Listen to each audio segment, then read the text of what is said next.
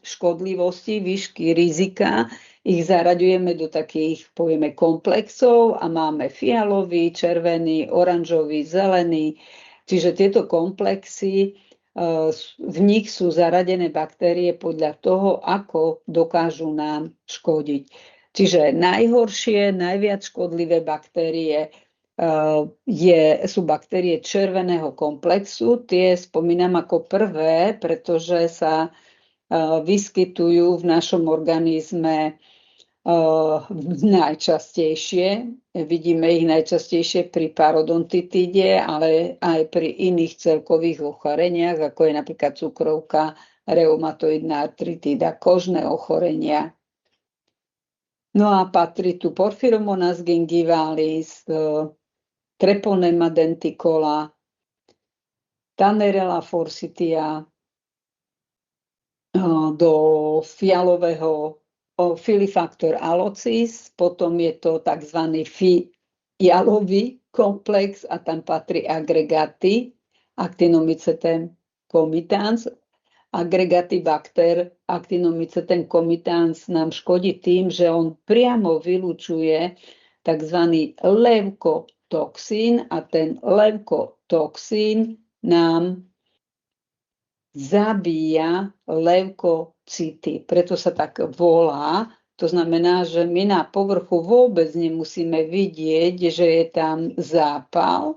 To znamená, nie je tam opus a červenanie, ale v skutočnosti tie baktérie tými svojimi toxínmi, ktoré sa vylúčia po smrti tých baktérií, ako je napríklad lipopolysacharid, tak poškodzujú tie okolité tkanivá.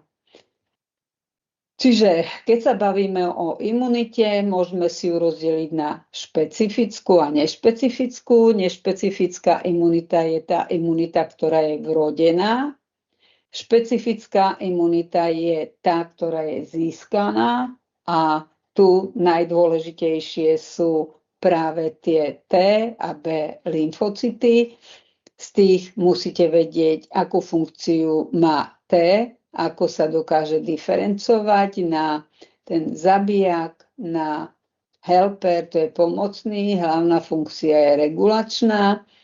B lymfocyty zase sa menia na plazmatické bunky a hlavná funkcia je tvorba protilátok. Vrodená, to je tá prvá, ktorá má za úlohu hlavne fagocitovať, ako sú mikro- a makrofágy. Z tých mikrofágov najpočetnejšie sú neutrofily, z makrofágov tie sa tvoria alebo diferencujú z monocytov a to sú makrofágy.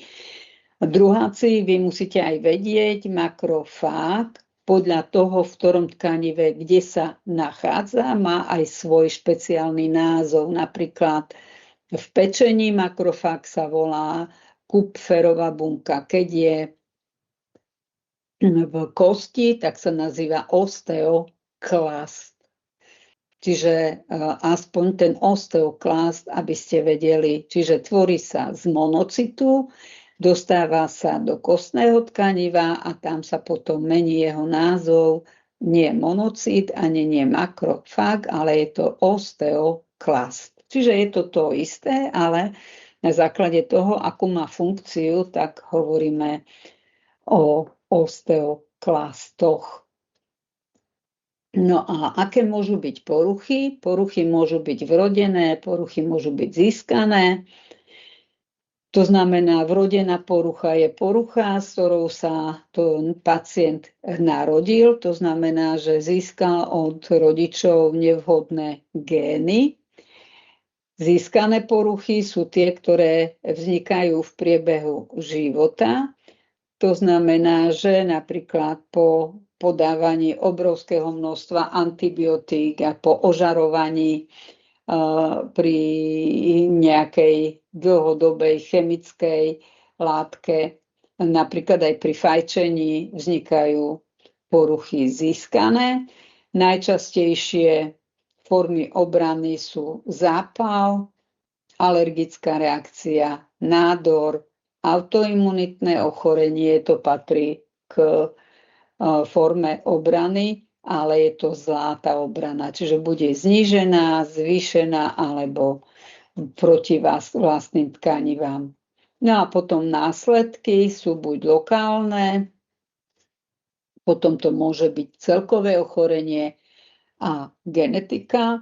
Lokálne je to, že tá imunitná reakcia neubrzdí tú gingivitídu. Vieme, že tá prebieha v tých 4 fázach. Tá prvá fáza je to, že je tam homeostáza. To znamená, že tie bunky sú v rovnováhe, aj obranné, aj imunitné, čiže aj tie hostujúce, aj tie normálne tkanivové. A ak sa toto naruší, tak sa okamžite začnú tvoriť cytokíny, tie nám rozšíria cievy a my rozšírené cievy vidíme ako opuch, pretože v tom tkanive, keď sú rozšírené cievy, tak sa zväčší objem tej gingivy napríklad. No aby cez tie cievy tam dokázalo prejsť oveľa viac tých obranných buniek. No a na základe toho máme celkové ochorenie,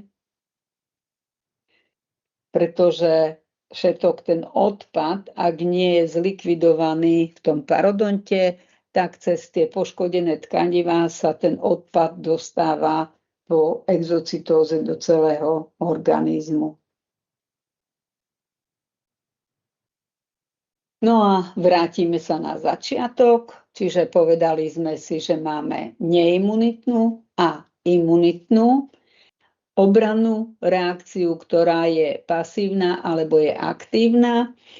Neimunitná to je vlastne to, čo tvoria naše vlastné tkanivové bunky, ako je epitel, epitelové bunky, keratinocyty, väzivové bunky, fibrocity a tak ďalej. Keď sa nám nezastaví prienik tej škodliviny ďalej, to znamená ani náš komenzálny mikrobióm alebo ten biofilm, náš základný mikrobióm, naša slina, sulkulárna tekutina, epitélová bunka nedokážu zabrániť prieniku tej škodliviny do hĺbších tkanív, tak prebieha prvá a potom druhá vnútorná obranná reakcia.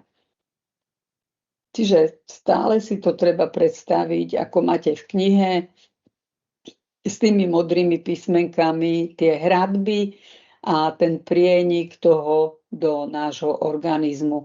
Čiže keď mám zápal, povedali sme si, v prvej fáze sú tie cievy v norme, v druhej začnú sa rozširovať, pretože dostali informáciu, že je potrebné, aby tam prešli tie bunky obranného systému, preto sa to rozšírilo, preto vidíme ako opuch, keď prebieha už fagocytóza, v tom momente sa už poškodzujú cievy, čiže už vidíme aj krvácanie. Keď to neriešime, tak to prechádza do fázy, ktorú označujeme ako chronický zápal. No a ten pri takej dobrej priemernej obrannej reakcii môže udržať ten chronický zápal počas celého života, alebo potom sa stane to, že to prejde, tie baktérie dokážu preniknúť cez náš spojovací epitel, ktorý nám oddeľuje vonkajšie prostredie od vnútorného a tak sa dostanú tie škodliviny do hĺbších tkanív a tak vzniká parodontitída. No a toto by bolo, čo sa týka tejto prvej časti. Urobíme si 5 minút prestávku a ešte v krátkosti si povieme niečo o mikrobiome. Čiže